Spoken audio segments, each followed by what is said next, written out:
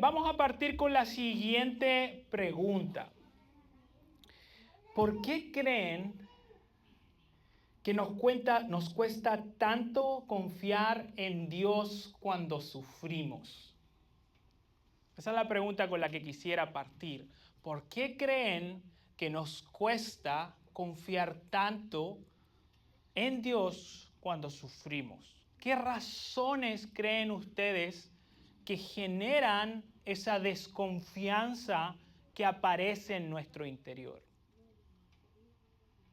Como decía un profesor, la pregunta no es retórica, entonces espera respuesta. ¿Hermano? El pecado, quizás. Nuestro propio pecado, excelente.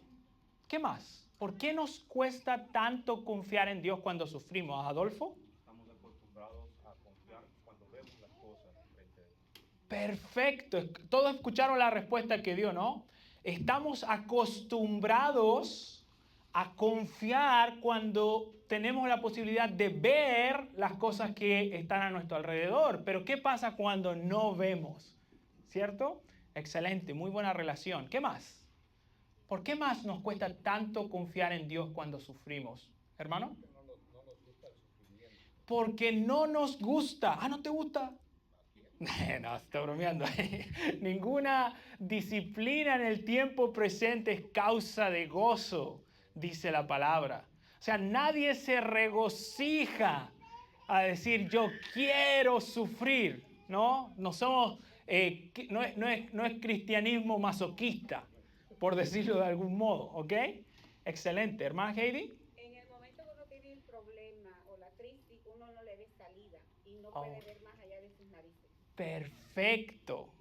Otro muy buen comentario y muy buena relación. En el momento que estamos caminando por la prueba, hay un momento donde pareciera que no hay ninguna salida y no somos capaces de ver más allá de lo que tengo enfrente. Excelente, muy bien, Heidi. ¿Alguna última razón? ¿Por qué nos cuesta tanto confiar en Dios cuando sufrimos? ¿Por qué? Una última. ¿Moni? Porque no podemos controlar. Ok. No somos capaces de controlar las cosas a nuestro alrededor, pero lo intentamos, ¿no? Hacemos el esfuerzo, consciente o inconsciente, de controlar las cosas a nuestro alrededor y Dios nos recuerda una y otra vez que no tenemos control absoluto de las cosas como Él lo tiene. Entonces, quisiera partir esta lección primero enmarcando el contexto del sufrimiento en la gran historia de la redención. ¿A qué me refiero con esto? Y quiero animarles en las próximas clases también que traten de tener a mano lápiz, cuaderno, Biblia y todo para ir anotando los elementos extras que vamos a aprender el día de hoy.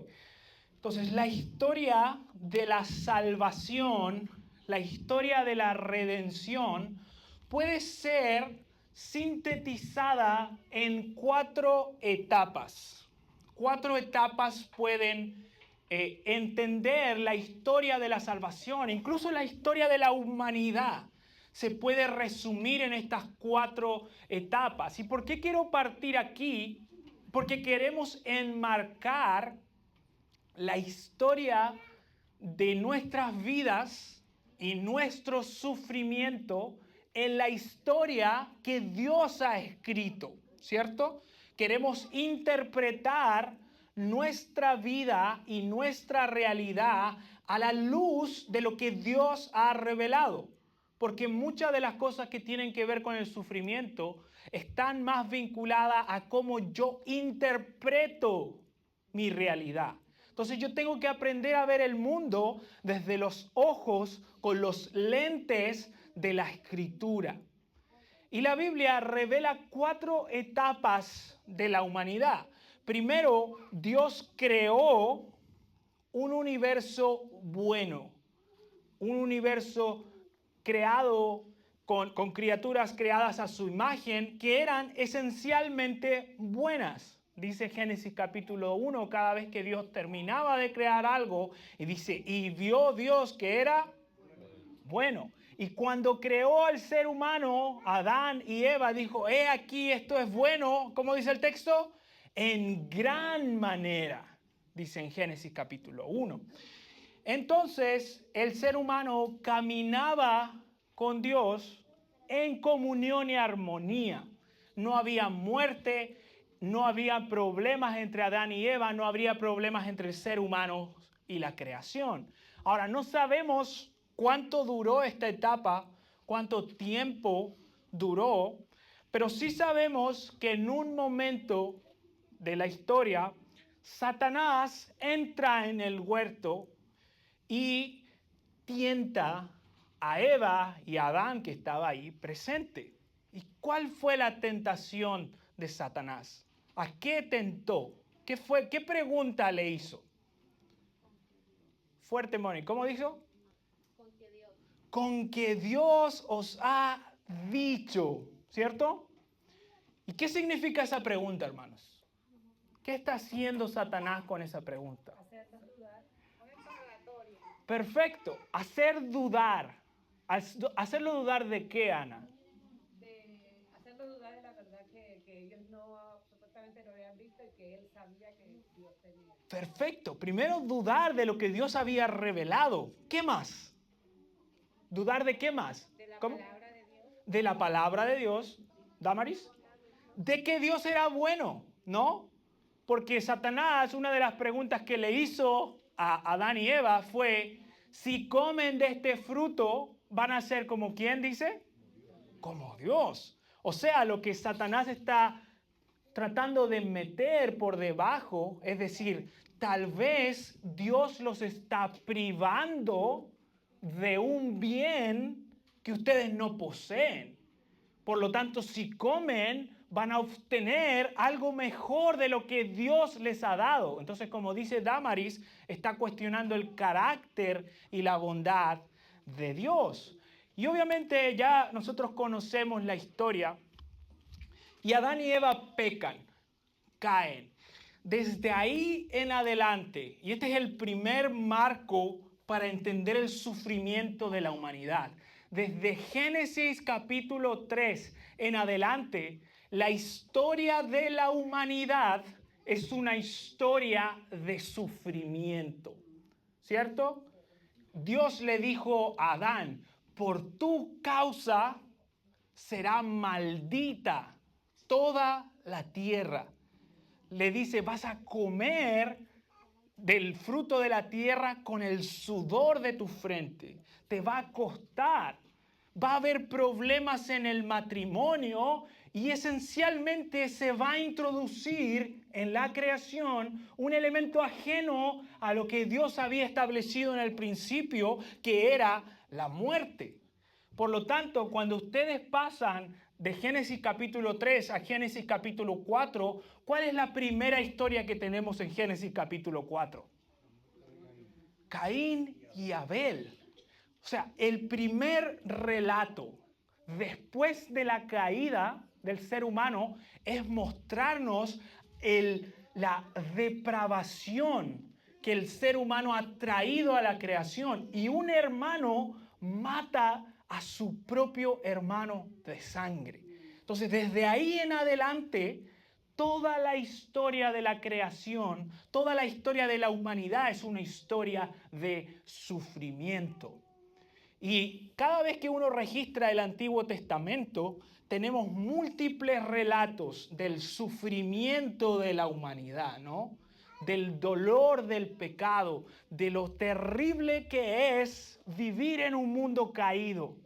Entonces el sufrimiento se enmarca dentro de este gran tema de la caída. Somos seres caídos que viven en un mundo caído. Ahora,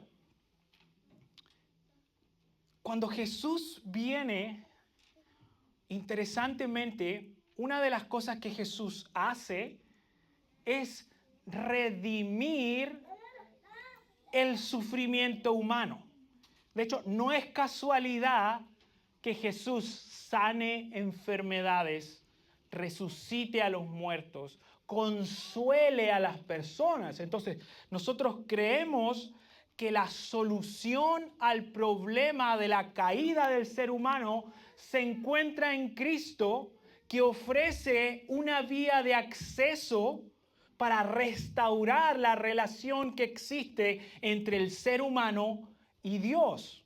El mensaje del Evangelio es que todo aquel que crea por Jesús en la fe va a ser salvo y va a tener paz con Dios. Esa paz que inicialmente se perdió en la caída, se restaura en Cristo, ¿cierto? Dicen amén a eso, ¿no?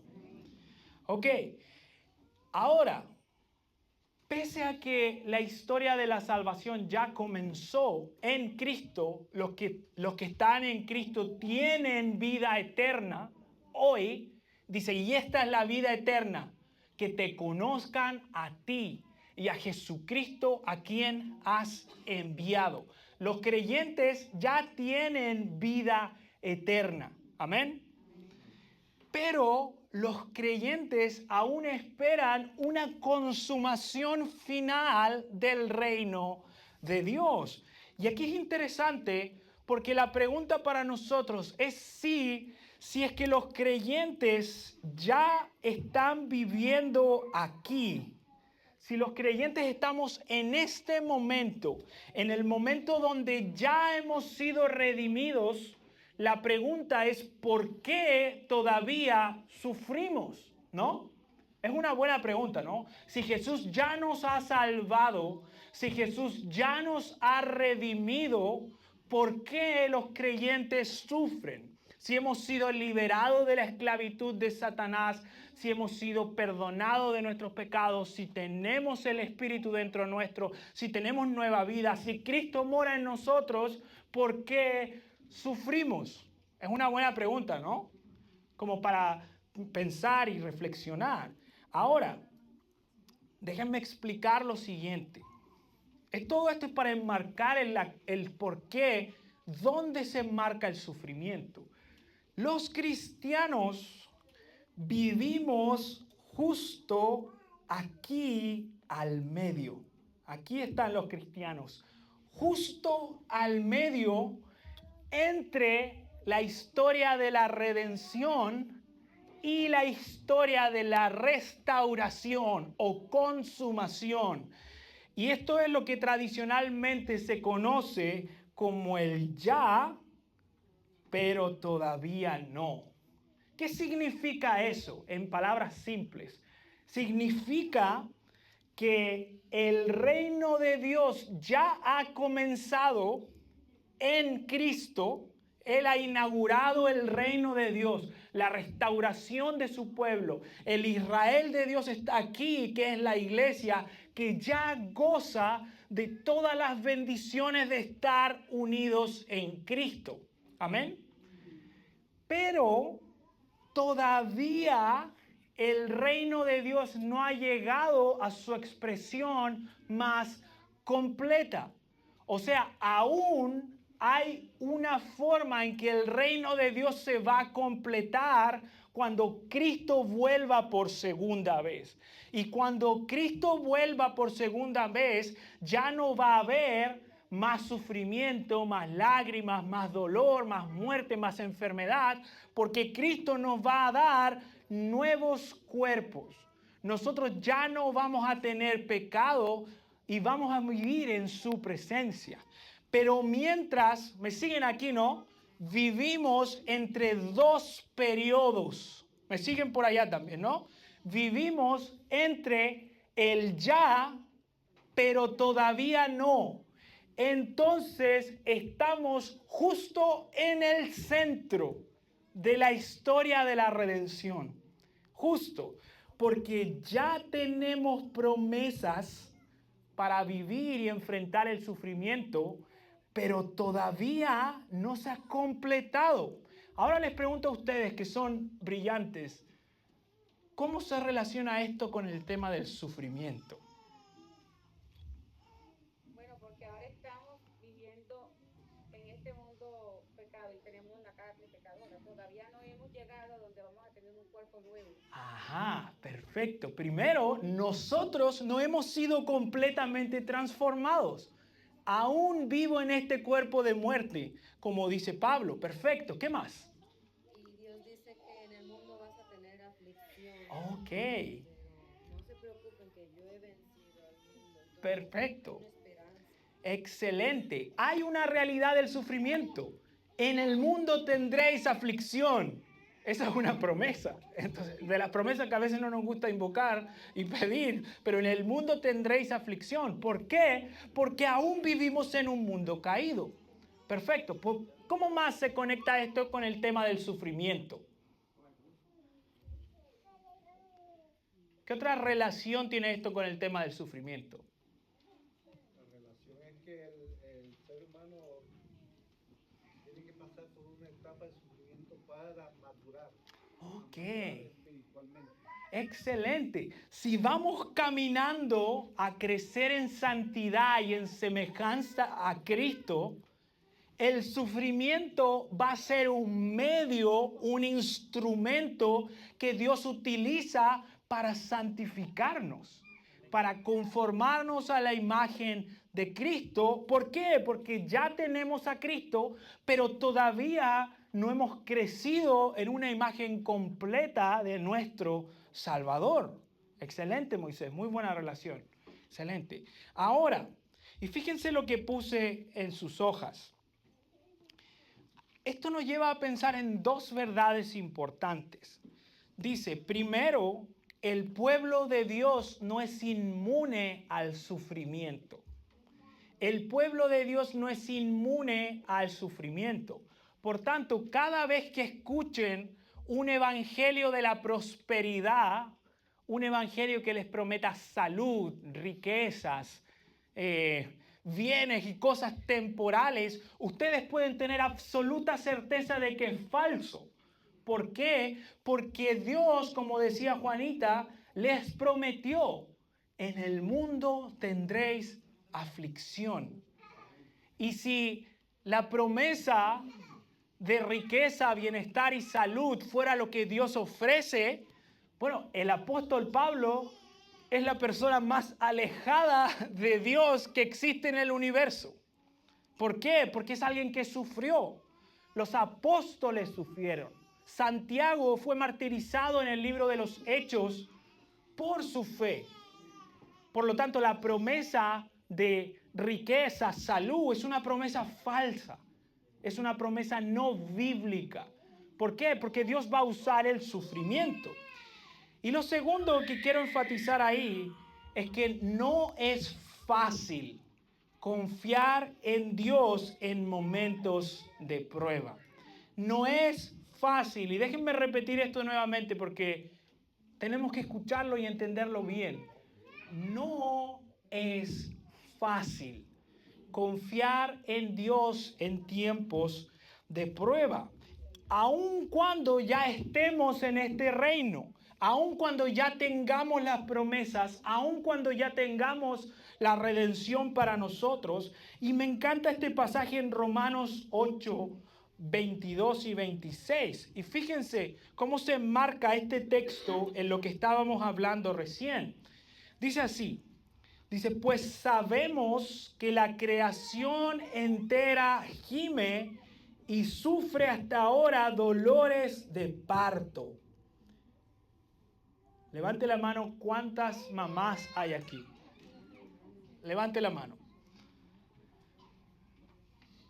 Si Pablo dice dolores de parto, ustedes entienden bien a lo que se refiere, ¿no?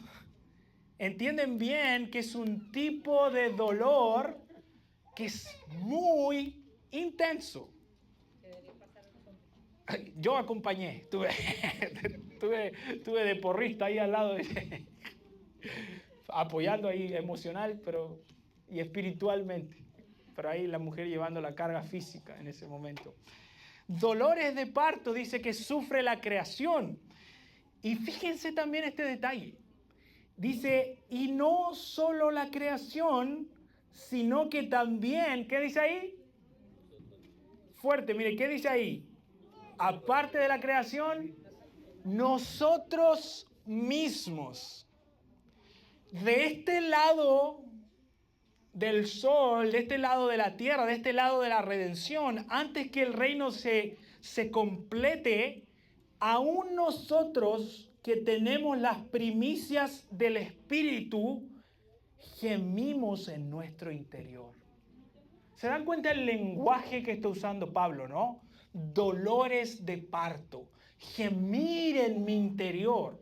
Pablo es un apóstol que conoce al Señor, pero él reconoce que la realidad del sufrimiento es algo real. Y por eso me encanta la Biblia, a diferencia de cualquier otro libro religioso, porque la Biblia es muy realista, es muy real para decirnos cómo es la historia de la humanidad. La Biblia no te va a ocultar que verdaderamente sufrimos, que verdaderamente experimentamos dolor. Pero es interesante cómo Pablo transforma esto y dice, aguardando, esperando ansiosamente la adopción como hijos, la redención de nuestros cuerpos. Y aquí está lo que decía Juanita delante, porque en esperanza hemos sido salvados. Es cierto, y déjenme volver aquí, que sufrimos, pero aún hay una parte de la historia de la redención en la que podemos confiar. Un día Él enjugará toda lágrima de sus ojos. Un día nuestro Redentor va a transformarnos a su imagen. Y ese día cualquier dolencia física, emocional, espiritual que yo esté experimentando va a ser borrada. Pero mientras todavía vivimos justo aquí, en medio, en la transición entre una y en la otra. Ahora, nuestra esperanza está, y aquí está muy relacionado con lo que decía Adolfo, dice el texto, pero la esperanza que se ve no es esperanza.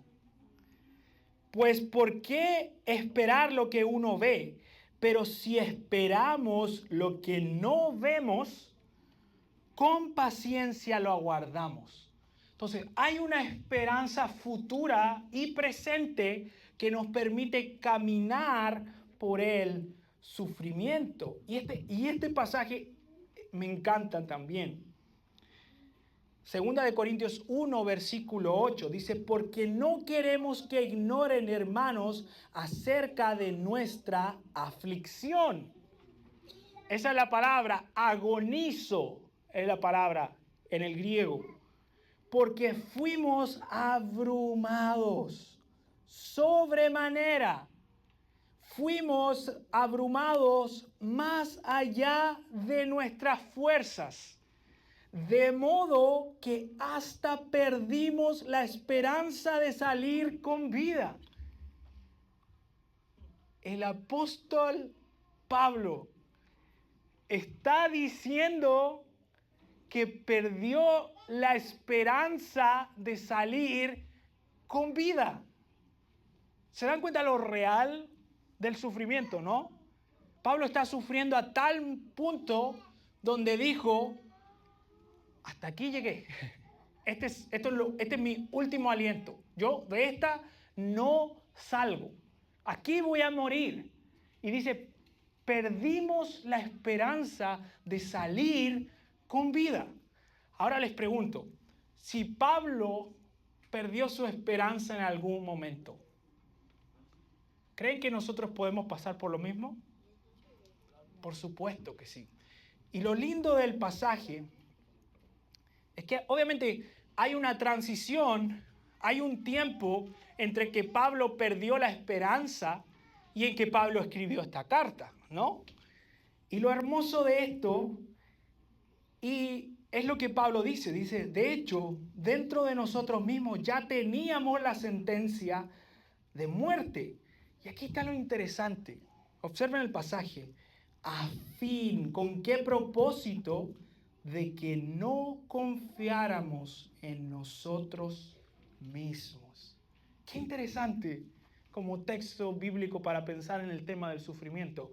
¿Por qué Dios nos pone en una circunstancia donde no hay salida, donde no hay esperanza, donde se agotan todas mis posibilidades? ¿Cuál es el propósito? Que confíen en él. Exacto, a fin, primero, la primera parte, a fin de que no confiáramos en quién, en nosotros mismos.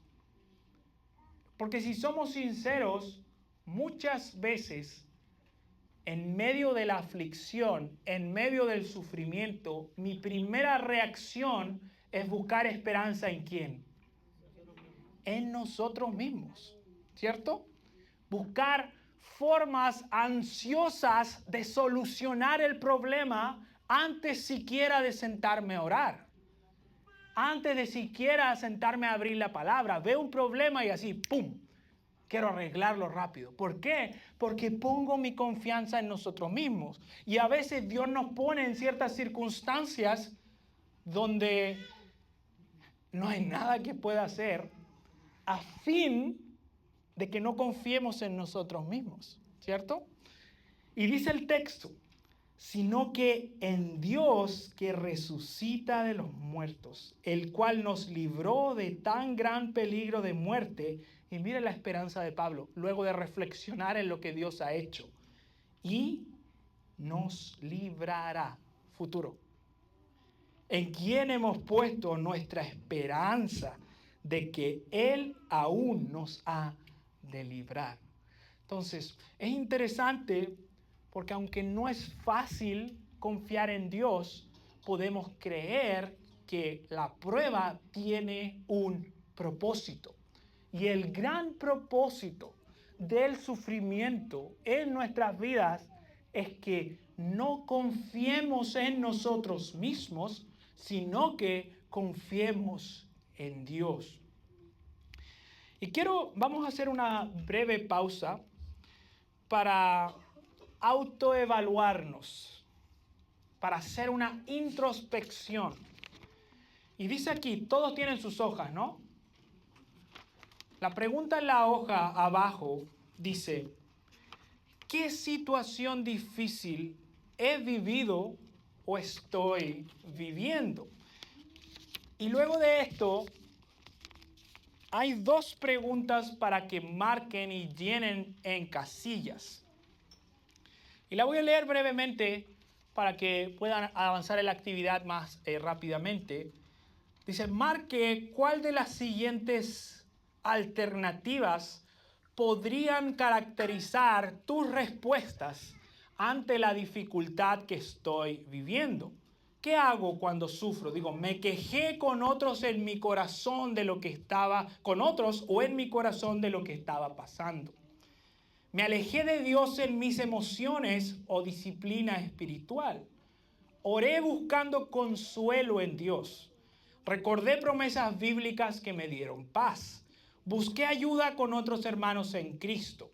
Intenté resolver todo rápida y ansiosamente. Me sumí en pensamientos negativos y catastróficos. Busqué distracciones para no pensar en el problema. Redes sociales, series, etc. Me enfoqué en agradecer por otras bendiciones. Leí la Biblia en busca de respuestas. Reconocí que no tengo el control y eso me dio paz. Experimenté consuelo a través de una canción, sermón o amigo. Me refugié en el trabajo o el activismo. Tomen un momento ahí para evaluar esa primera pregunta.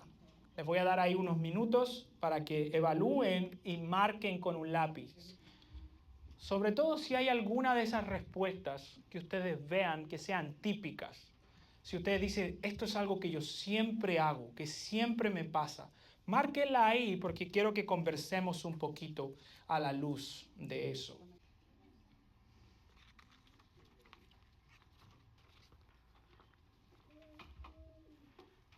Ok, mis hermanos, vamos entonces a tratar de entender un poco esto. Sé que a veces mirar este tipo de respuestas puede ser un poco desanimante y decir, bueno, ¿qué pasa en mi corazón? Pero cualquier problema que haya en nuestro corazón parte por reconocerlo, ¿no?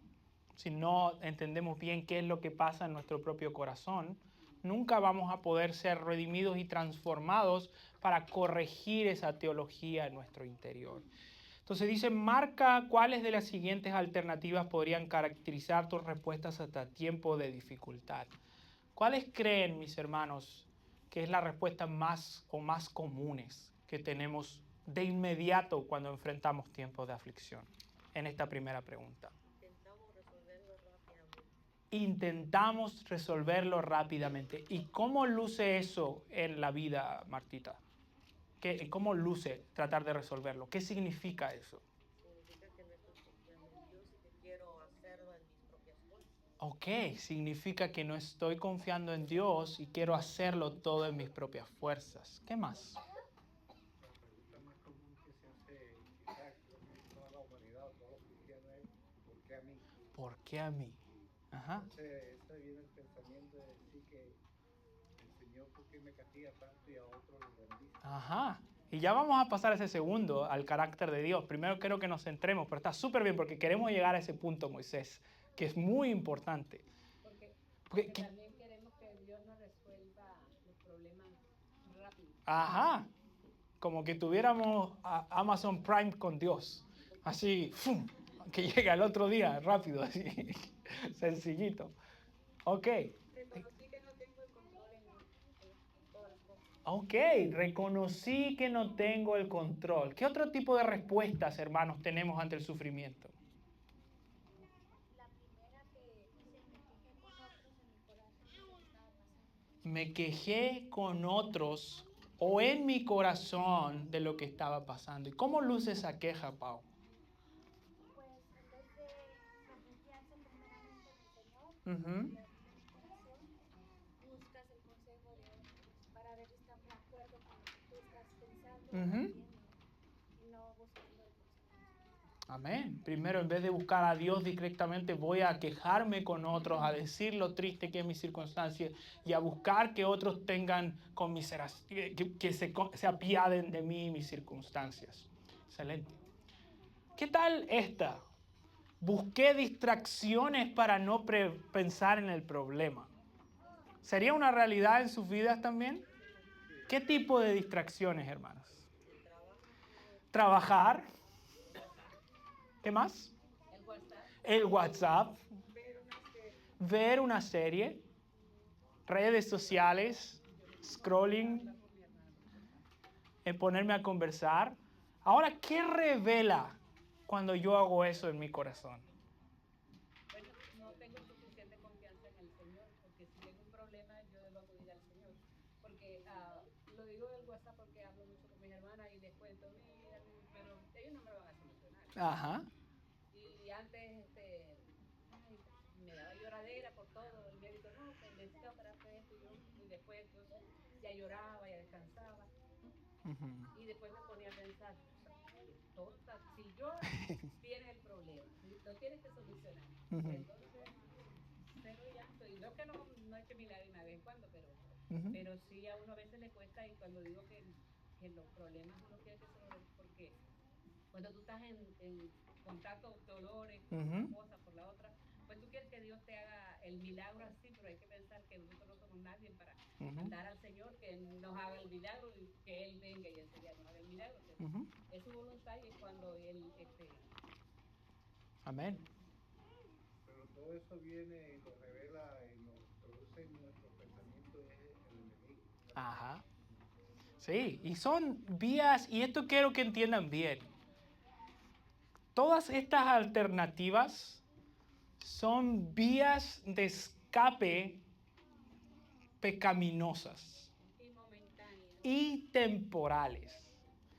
¿Por qué temporales? Y gracias por recordar eso, Heidi. Porque cuando yo me quejo con otros, ¿me trae alivio? ¿Sigue el dolor? El dolor sigue ahí. Cuando yo hago e intento evadir el dolor y el sufrimiento, ¿el dolor se va? ¿Cierto que no? Sigue ahí. Cuando trato de resolver todo, ahí sí que se arreglan las cosas, ¿no? ¿Cierto que no? ¿Qué pasa cuando trato de yo arreglar todas las cosas? Se arruina más. ¿Por qué? Porque cuando me doy cuenta que quiero arreglar esto y después veo, oh, pero para arreglar esto tengo que arreglar esto, esto y esto. Y para arreglar esto tengo que arreglar esto, esto, esto, esto y esto. Y me doy cuenta que no tengo el control, ¿no? Es fuerte. Porque uno lo intenta manejar, controlar, manipular las situaciones y todo, pero tu corazón te deja entrever de que no eres capaz y eso te da más ansiedad. Te provoca más ansiedad porque en tu intento de controlar las cosas para solucionarlas, te das cuenta que no puedes controlar absolutamente nada. Nada. Y la segunda, que se relaciona un poco más con lo que decía Moisés. ¿Qué pensamientos y emociones he tenido sobre Dios?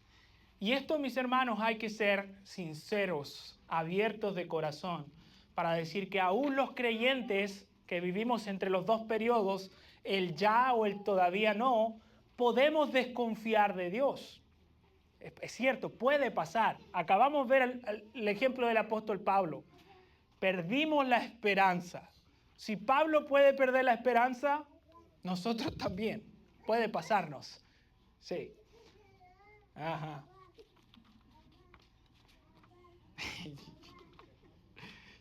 ¿Qué pensamientos has tenido sobre Dios? Heidi. Cuando oro por algo y siento de que no, ya llevo rato ya insistiendo en lo mismo, a veces pienso de que Dios no me oye. Siento que Dios no me escucha. Perfecto. ¿Qué pasó, mi amor? Vaya para allá. ¿Qué más? Siento que Dios no me escucha.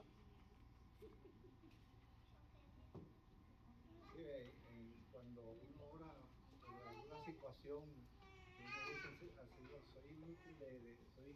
soy incapaz de solucionar eso yo por mi fuerza. Lo dejo así, pero sigo orando y el Señor responde y yo digo, Señor, ya estoy cansado, ya te lo dejo todo a ti, hazlo o no lo haces. Ya, hasta le empiezo a dar órdenes y decir, hazlo o me enojo. Excelente, excelente. ¿Qué más? Moisés delante compartía, ¿por qué otro sino yo? Jackie. La incertidumbre de que Dios estuviera en control. Yo estaba pensando, yo nunca he dudado de eso. Pero realmente cuando no confío en el Señor, de que Él controla la situación, mis acciones están diciendo que estoy dudando. Ajá. Entonces, como que sí, no dejar las cosas en manos de Dios. Yo estoy diciendo, oh, yo puedo tener la respuesta. Que Dios haga algo. Eso va a gustar. Amén, amén. Una última oportunidad, hermano. Aquí hay una que dice de que Dios me estuviera castigando. Yo eso la cambiaría por entendí que Dios me estaba disciplinando. Ajá. Y en mi experiencia casi siempre me ha pasado con temas de vencer pecado. El pecado que yo no he podido vencer por mucho tiempo y al final el Señor ha proveído una prueba grande. Y al final todo se termina en gozo. Amén, amén. Sí, Dios, la disciplina tiene un fin apacible, amén. Y mis hermanos, ¿por qué hago este ejercicio? Donde nos obliga un poco a abrir nuestro corazón delante del Señor y darnos cuenta que a veces hay dudas profundas que nos dificultan confiar en Dios. Y el problema, y está aquí en sus hojas, puse, de este ejercicio aprendemos ¿qué? En sus hojas. El problema de nuestra falta de confianza en Dios es profundamente teológico. ¿Qué significa eso? Que todos nosotros, en mayor o menor medida, tenemos una imagen incompleta de quién es Dios y qué ha hecho por nosotros en Cristo. Y Jackie comentaba algo que era interesante. Decía, yo puedo confesar con mis labios que Dios es soberano, pero al momento de que estoy pasando por la prueba, de inmediato en mi corazón se despiertan dudas. Entonces, pudiéramos decir que hay una diferencia entre mi confesión de quién es Dios y mi corazón que abraza quién es Dios. Entonces, nosotros creemos que Dios es soberano, pero en mi corazón tengo dudas. Nosotros creemos que Dios me ama, pero cuando estoy pasando por la prueba, en mi corazón se despiertan dudas. ¿Será verdaderamente que Dios me ama? ¿Será verdaderamente? Y es interesante, y observen lo que puse al final. Dice, ahora, las pruebas y dificultades en nuestras vidas son la instancia donde esa distancia entre nuestra teología y nuestro corazón se hace más evidente. Más evidente. ¿Me siguen, no? En el momento de la prueba, en el momento de la dificultad, no se distraigan, las cosas pasan, no se preocupen, son niños. Así que, en el momento de la prueba, en el momento de la dificultad, mi percepción de Dios, lo que yo digo creer de Dios y lo que hay en mi corazón, se logra ver la diferencia que hay entre uno y el otro. ¿Me siguen, no? Cuando yo paso por una prueba y digo, yo creo en la soberanía de Dios, pero lo dudo en mi corazón, logro ver que hay una distancia entre lo que confieso creer y dice la palabra y lo que está en mi corazón. Entonces, ese es el fin también de las pruebas. Las pruebas revelan nuestra falta de conformidad a Cristo, nuestra falta de fe, nuestra falta de confianza. Por tanto, parte de lo que vamos a hacer en esta serie es tratar de informar y educar nuestros corazones. Ese es el fin de esta serie, que nuestros afectos, que nuestro corazón y nuestro intelecto sea informado con la palabra de Dios para ser transformado, para poder pasar la prueba con fe, para poder decir, Dios es soberano y creer eso. Ese es el fin que tiene esta serie. Y en la página siguiente, y esto es lo último con lo que quiero cerrar, y me gusta mucho como el autor lo dice en la siguiente cita. Dice así, para creer en Dios debemos ver nuestras circunstancias adversas a través de los ojos de la fe y no del sentido común. Así como la fe de la salvación viene por el oír del mensaje del Evangelio, la fe para confiar en Él en las situaciones difíciles viene de la palabra de Dios. Es solo por aplicar las Escrituras a nuestros corazones con la ayuda del Espíritu Santo que recibimos la gracia de confiar en Dios en momentos de sufrimiento. Y observen algunos aspectos importantes de esta definición que el autor da. Primero, tengo que aprender a ver mis circunstancias, interpretar lo que me está pasando a través de los ojos de la fe y no del sentido común. Es un sentido espiritual. Es algo que un incrédulo no puede hacer. Y es la gran diferencia con alguien que tiene a Cristo en su corazón. Un incrédulo cuando sufre no tiene esperanza a qué arraigarse.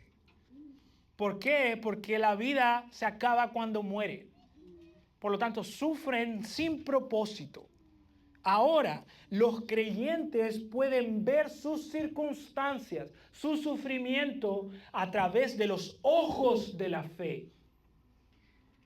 Y así dice, ¿para qué? Porque la fe nos ayuda a confiar en Él y ese confiar en Él viene de su palabra. Dice, solo por aplicar las Escrituras a nuestros corazones con la ayuda del Espíritu Santo, que recibimos la gracia de confiar en Dios en momentos difíciles. Es la palabra de Dios la que nos va a traer consuelo. Y por eso en la hoja habían partes de elementos para apropiarse de la palabra, ¿no? Orar, buscar las promesas de las palabras, compartir con un hermano en Cristo para que ore por mí. Todos esos usos de los medios de gracia que Dios da para caminar en la prueba. Y ahora, brevemente, y con esto cierro, en el libro vamos a ver 3 pilares para que crezca nuestra confianza en Dios en tiempos de aflicción.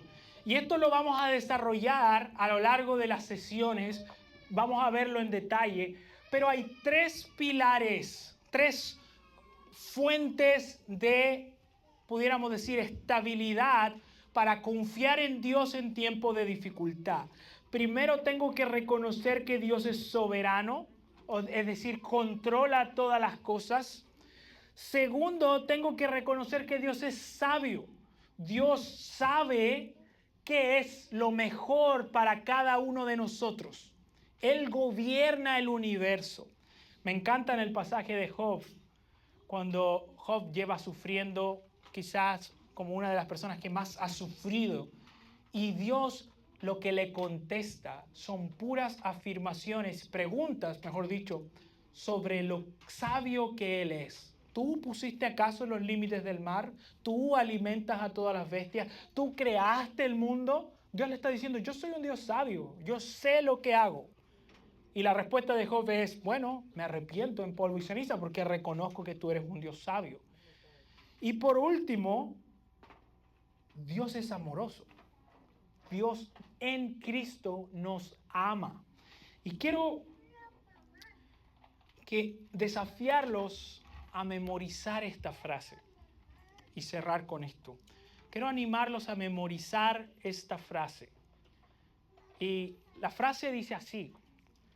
Dice, Dios en su amor desea lo mejor para mí. Amén a eso, ¿no? Dios en su amor desea lo mejor para ti. ¿Lo creen, no? ¿Creen que Cristo desea lo mejor para ustedes, no? ¿Creen que Dios desea vidas fructíferas? Dios desea que Cristo sea formado en ustedes. Cristo desea que ustedes sean santificados. El Espíritu Santo quiere obrar en ustedes para que reciban lo mejor de parte de Él. Y en su amor, Él desea genuinamente darles eso. Verdaderamente desea darles eso. En su sabiduría, Dios sabe lo que es mejor. ¿Creen eso también, no? Dios sabe mejor que tú mismo lo que tú necesitas. Mejor. Como un padre que le dice a un hijo, hey, no puedes vivir de Chick-fil-A, no puedes vivir comiendo galletas todo el día. Quizás Sofía quiere pastel, galletas y todo. Los niños quieren eso, ¿no? Todos los que tienen toddler y niños saben que eso desean. Ahora, padres, ¿eso es lo que tu hijo necesita? Y ahora se transformó en clase de nutrición, así, pero no. Obvio que no. Los padres saben lo que es mejor para los hijos. Eso hacen los padres, ¿no? Es parte de su trabajo. No dejar que los niños hagan todo lo que desean, sino hacer lo mejor para ellos. ¿Es bueno que un niño se acueste a cualquier hora? Por supuesto que no.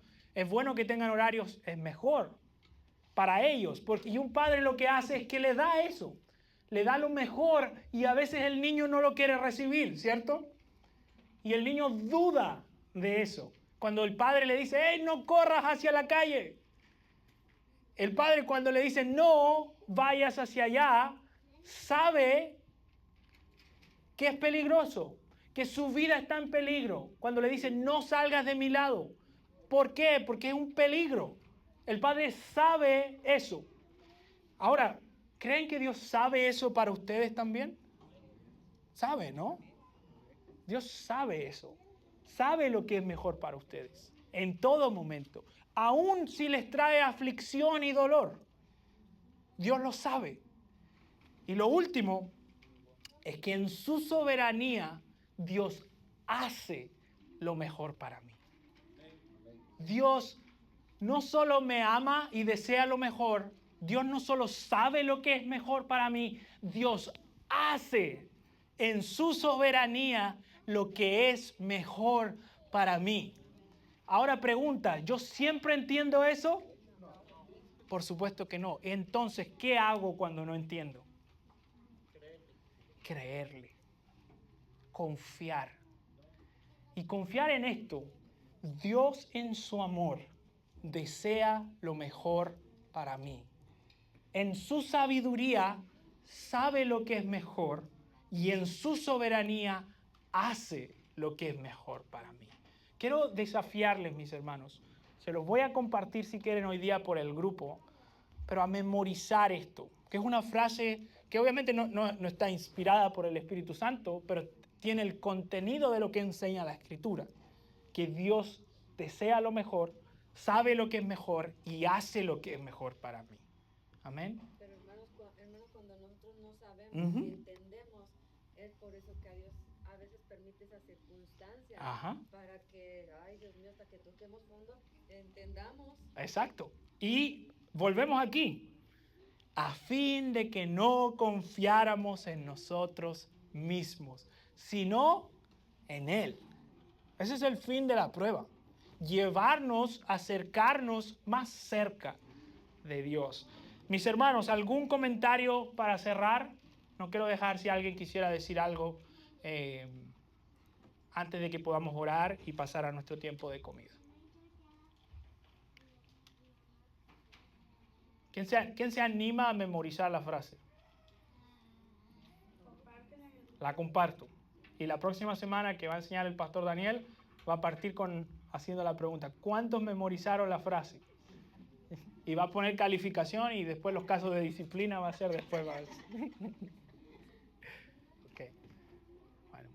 Ya nos dio miedo. Ya. Vamos a venir. Sí, ya. Vacía la próxima semana más. Ok, mis hermanos. Vamos a orar entonces y pedir al Señor que aplique lo que hemos aprendido el día de hoy y que podamos ser bendecidos en esto. Nos ponemos de pie y oramos.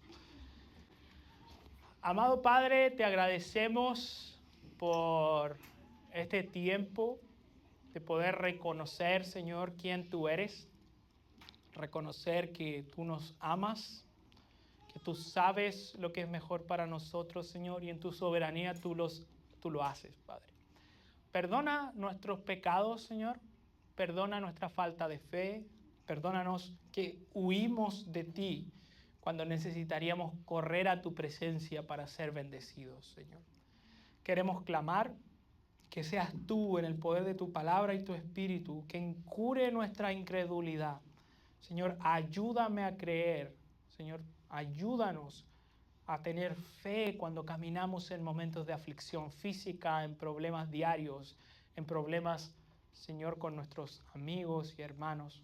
Clamamos que tu gracia sea suficiente en nosotros y que tu palabra haga una obra en nuestros corazones para creerte, para confiar en quién eres tú, Señor, y ser transformados a la imagen de nuestro Salvador.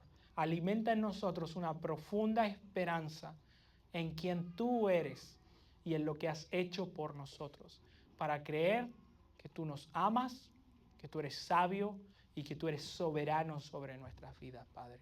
Ayúdanos como iglesia a confortar a los que están sufriendo y recordarle estas promesas, Señor, para que tu nombre sea exaltado y glorificado cuando sufrimos como aquellos que tienen esperanza. Te lo pedimos todo en el nombre de Jesús. Amén.